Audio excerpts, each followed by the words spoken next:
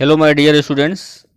आज हम लोग नेशनल इनकम चैप्टर का मोस्ट इम्पॉर्टेंट एमसीक्यू देखेंगे। मोस्ट इम्पॉर्टेंट एमसीक्यू और national income previous year exam में ये कई बार पूछे गए हैं, उसी को हम लोग यहाँ पे करेंगे क्वेश्चंस।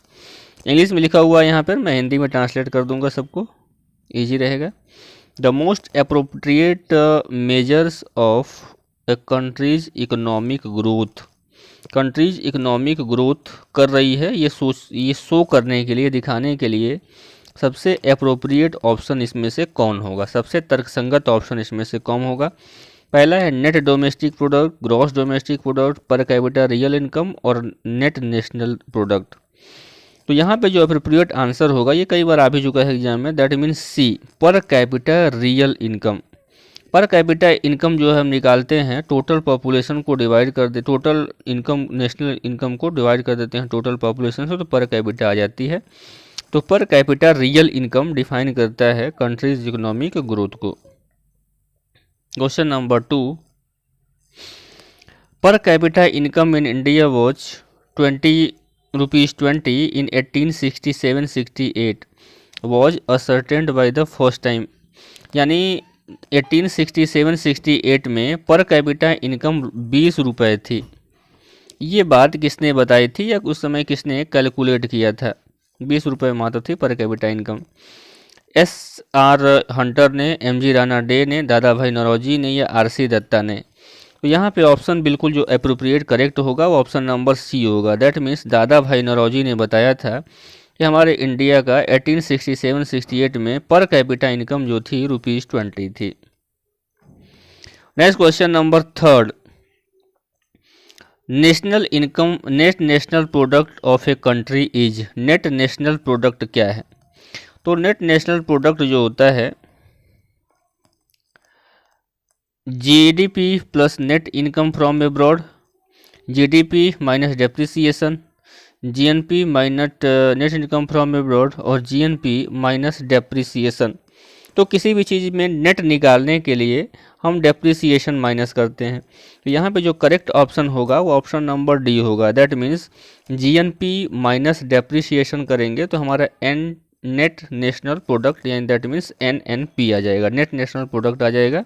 जब GNP से क्या माइनस करेंगे? डेप्रिसिएशन। डेप्रिसिएशन होता है मूल्यह्रास। जो मशीनरीज होती हैं, गुड्स होती हैं, उसको यूज करने के साथ साथ उसकी वैल्यू घटती जाती है। जैसे मोबाइल फ़ोन है, मोबाइल फ़ोन जब मैंने लिया था तो 10,000 का था, अब इसके साल भर के बाद वैल्यू 5,000 6,000 हो जाएगी। तो इसका जो मूल्य ह्रास हुआ है, जो मूल्य कम हुआ है, उसी को बोलते हैं depreciation.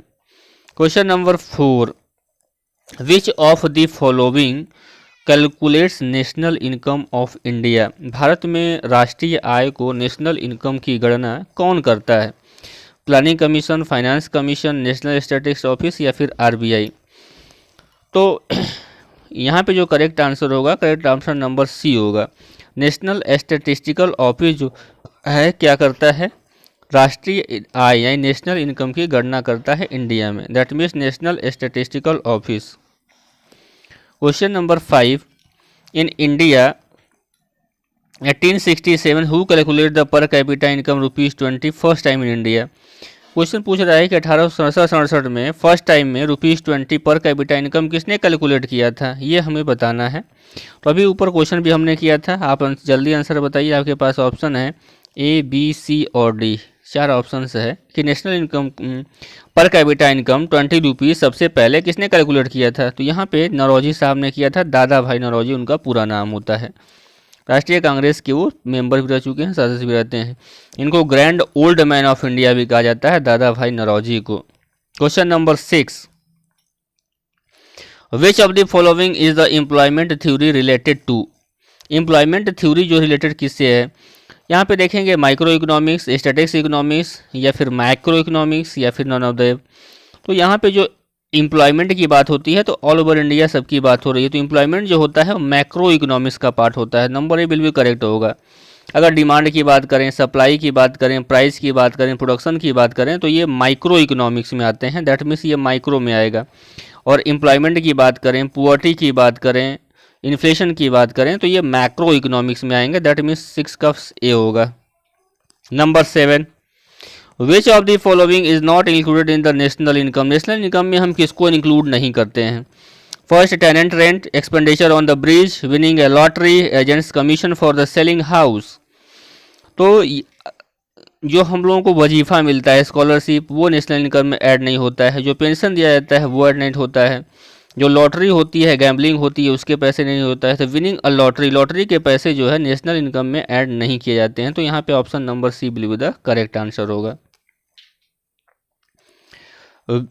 With which of the following we divide the national income to calculate the per capita income. Per capita income निकालने के लिए, कैलकुलेट करने के लिए हम जो है नेशनल इनकम को किससे डिवाइड करते हैं? National income that means NI को किससे डिवाइड किया जाता है? तो पर कैपिटा इनकम आ जाती है। तो नेशनल इनकम को पहला है total population of country, working population country, total area of country, total capital formation. यहाँ पे आंसर होगा नंबर ए। वर्किंग पॉपुलेशन जो होती है, total population of the country या फिर working population of the country. तो working population of the, total population of the country को हम लोग इसमें क्या करते हैं? कैलकुलेट करते हैं। तो ऑप्शन नंबर यहाँ पे ए होगा, that means number A, total population of the country. Question number 9 यहाँ पे हमें देखना है। Which of the following is true about India's national income, India national income के बारे में कौन सा सही है? The percentage of agriculture is more then that the service, the percentage of industries is more than the agriculture, the percentage of service is more than the industry, the percentage of service is more than the combined percentage of service and agriculture. तो combined service and agriculture, the percentage of service is more than the combined service of the agriculture. तो यहाँ अगर बात करें सबसे ज़्यादा contribution कौन करता है? मोर देन द ऑफ सर्विस, ये तो होगा नहीं। The percentage of industries is more than the agriculture, ये बिल्कुल सही है। तो which following is true about the, true कौन सा है? तो which the service is more then that of the country, the service सबसे ज़्यादा होगा, सी का यहाँ पे सबसे सही है। More than that of industry, industry से भी ज़्यादा होता है, एग्रीकल्चर से भी ज़्यादा होता है। Question number 10, which of the following is equal to the depreciation, depreciation के इक्वल क्या हो गया? Gross national product minus net national product, net national product minus gross national product, या gross national product personal income, या personal income personal minus personal tax. यहाँ पे जो आपका आंसर करेक्ट होगा वो ग्रॉस नेशनल प्रोडक्ट में से नेशनल प्रोडक्ट निकालना है, या फिर नेट नेशनल प्रोडक्ट में से ग्रॉस नेशनल प्रोडक्ट निकालना है। तो एनएनपी इक्वल टू होता है, एनएनपी जब निकाला जाता है तो जीएनपी माइनस डेप्रिसिएशन होता है। तो यहाँ पे GNP gross national product minus national, यानी ए नंबर आपका करेक्ट होगा। 11th number, which of the following is not the method of measuring to the national income, method इसमें कौन सा है नेशनल इनकम मेजर नहीं करने का? तो वैल्यू एडेड मेथड है, इनकम मेथड है, एक्सपेंडिचर मेथड है, बट जो है इन्वेस्टमेंट मेथड है या नहीं है, आप बताइए। तो यहाँ पे ऑप्शन जो होगा वो ऑप्शन नंबर सी करेक्ट होगा, क्योंकि इन्वेस्टमेंट मेथड नहीं है। तो ऑप्शन नंबर सी होगा, बाकी सब सही होंगे। विच of the following field is in India received the largest portion of gross national product? Agriculture and related field, public administration and defence, service sector, manufacturing, construction, electricity and gas. तो service sector जो है gross national product में सबसे ज़्यादा contribution होता है service sector का, that means C will be the correct answer. Number 13, which of the following is another term for the national net national product at a factor cost? Net national personal income बोलते हैं, या फिर national income बोलते हैं, gross national product बोलते हैं, या net domestic product बोलते हैं? क्या बोलते हैं? नेट नेशनल प्रोडक्ट, एनएनपी का, नेट नेशनल प्रोडक्ट का दूसरा नाम क्या है? यानी शुद्ध राष्ट्रीय उत्पाद का, नेट नेशनल प्रोडक्ट का राष्ट्रीय शुद्ध राष्ट्रीय उत्पाद का दूसरा नाम क्या है?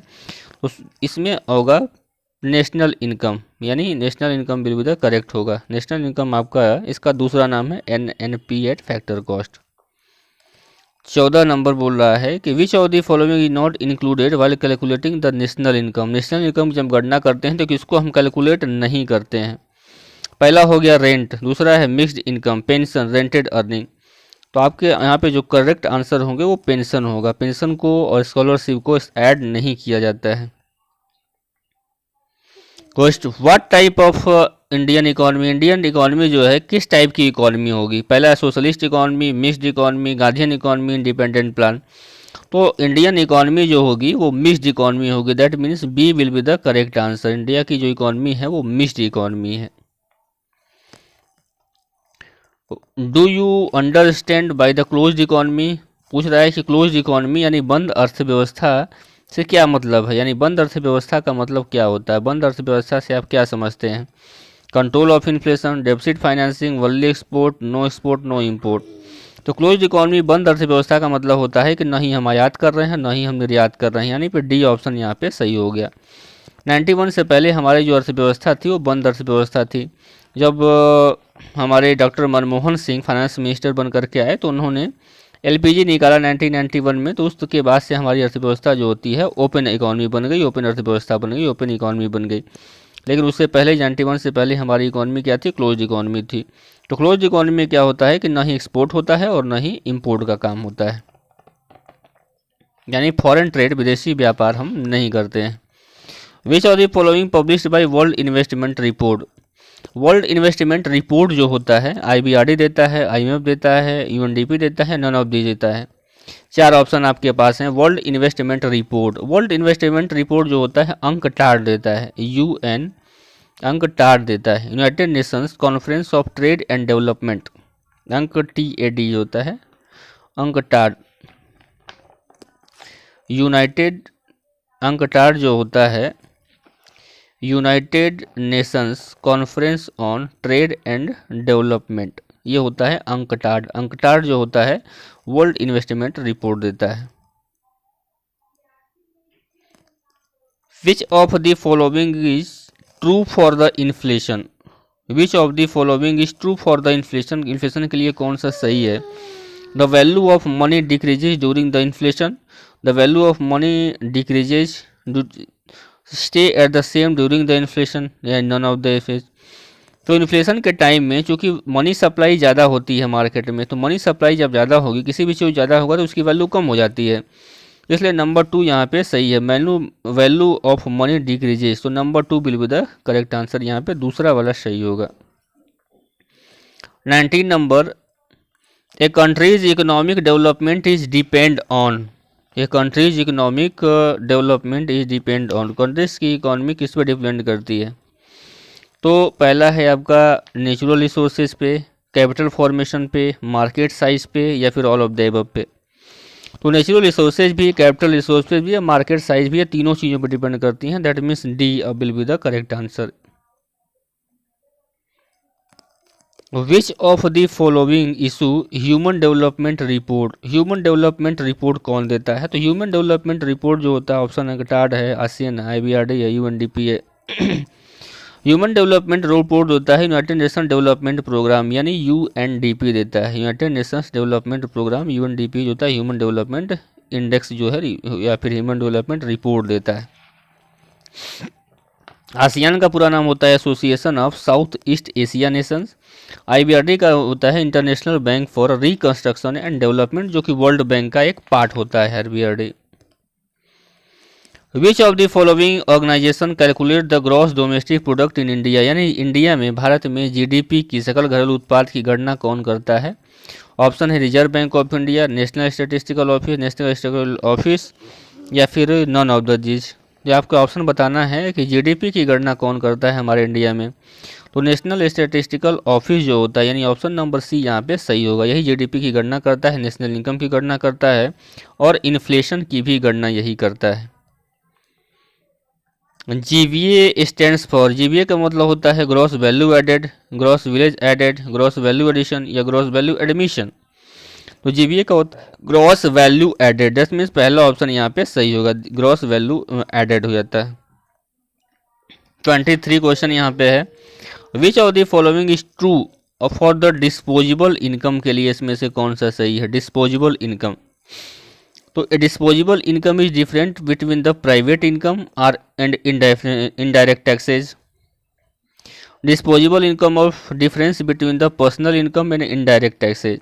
तो डिस्पोजेबल इनकम जो होता है हमारे उपयोग के लिए जो होती है, हमारे यूज करने के लिए क्या जो बचता है पैसा, तो हमारा जो पर्सनल इनकम है उसमें personal income and direct taxes, personal income से जो हमारी पर्सनल इनकम हो रही है उसमें से डायरेक्ट टैक्सेस को जो हम माइनस कर देते हैं तो वही हमारी बन जाती है डिस्पोजेबल इनकम। यानी हमारे खर्च करने की योग्य जो इनकम होती है वो डिस्पोजेबल इनकम कहलाती है। टैक्स देने के बाद जो इनकम बचता है उसको बोलते हैं डिस्पोजेबल इनकम, क्योंकि हमारे इनकम पर टैक्स भी लगती है, तो इनकम टैक्स जो देने के बाद जो इनकम बचती है उसी को बोलते हैं डिस्पोजेबल इनकम। ये क्वेश्चन आ भी चुका है कई बार। Question number 24, which of the following is a features of Indian economy. भारतीय अर्थव्यवस्था का फीचर यहाँ पे क्या है? तो high income economy, medium income economy, lower medium income economy या लोअर इनकम इकोनॉमी। तो हमारे यहाँ पे देखेंगे कि लोअर और मीडियम दोनों इनकम इकोनॉमी है, दैट मीन्स ये सी ऑप्शन आपका यहाँ पे करेक्ट होगा, lower medium income economy. 25 question बोलता है the philosophy of laces fair is associated with. Laces fair मतलब होता है कि मार्केट में नियम और कानून को आसान या ढीला बना देना, यानी गवर्नमेंट का इंटरफेयर जिस मार्केट में कम होता है उस वहाँ पे बोलते हैं लेसेस फेयर थ्योरी। तो लेसेस फेयर थ्योरी किसने दिया था? तो जो हमारे इकोनॉमिक्स के फादर हैं दैट मीन्स एडम स्मिथ ने ही दिया था। स्कॉटलैंड के ये वैज्ञानिक हैं, एडम स्मिथ ने क्या दिया था कि लेसेस फेयर का थ्योरी दिया था। इसमें गवर्नमेंट सरकार का मार्केट में इंटरफियरेंस नहीं होता है या बहुत कम होता है।